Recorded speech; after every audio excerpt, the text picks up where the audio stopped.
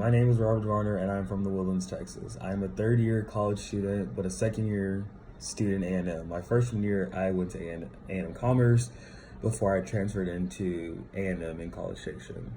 I was a pre-med major, BIMS, but now I'm a nursing major, getting my last English credit before I graduate in the next year or so.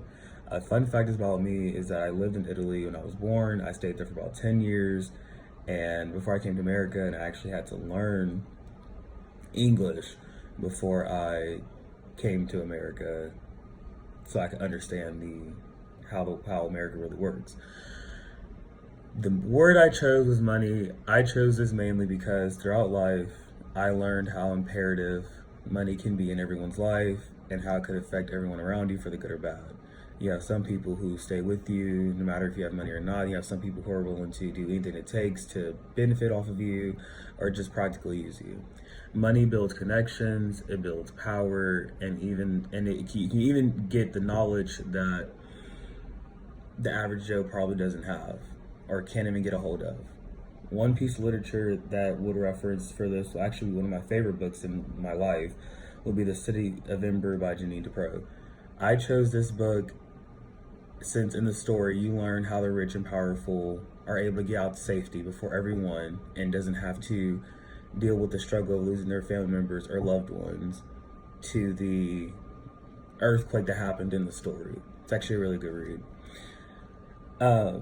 In the book, it explained how everyone practically, all the rich and wealthy, had it easy. They had all the insight. They knew everything was going to go bad before it even happened. They were able to get out of there in time and able to survive.